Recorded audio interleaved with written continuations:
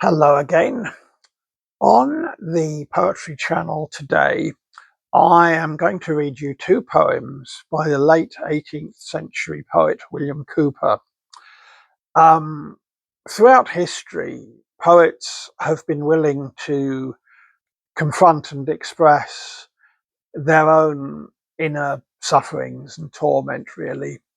Cowper notoriously suffered from severe depression at times. And he wrote poems about this. I'm going to read you two of them. Um, a thing to remember, perhaps, is that these poems were written 19 years apart. So it was an enduring theme in Cooper's work. So the earlier one of these poems is called To the Reverend Mr. Newton on his return from Ramsgate, and it was written in October 1780. That ocean you of late surveyed, those rocks I too have seen, but I, afflicted and dismayed, you tranquil and serene. You from the flood controlling steep saw stretched before your view with conscious joy the threatening deep, no longer such to you. To me, the waves that ceaseless broke upon the dangerous coast, hoarsely and ominously spoke of all my treasure lost. Your sea of troubles you have passed, and found the peaceful shore. I, tempest tossed and wrecked at last, come home to port no more.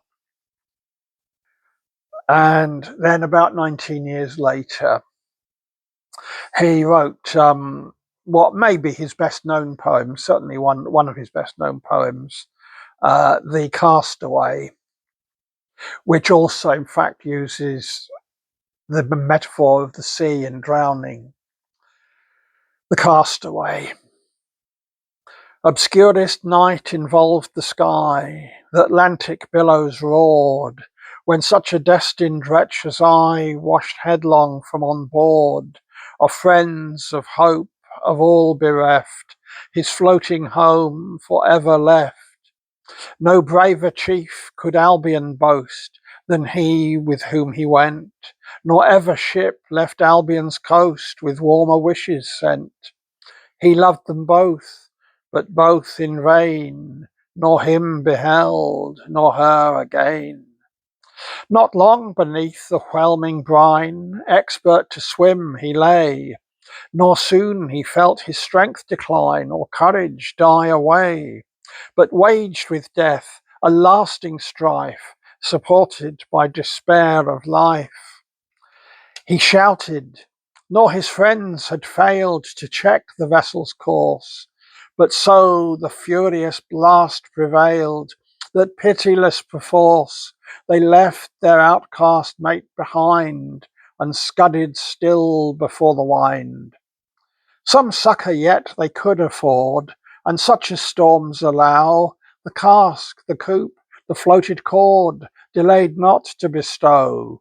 But he they knew, nor ship nor shore, whate'er they gave, should visit more. Nor cruel as it seemed could he their haste himself condemn, aware that flight in such a sea alone could rescue them. Yet bitter felt it still to die deserted, and his friends so nigh.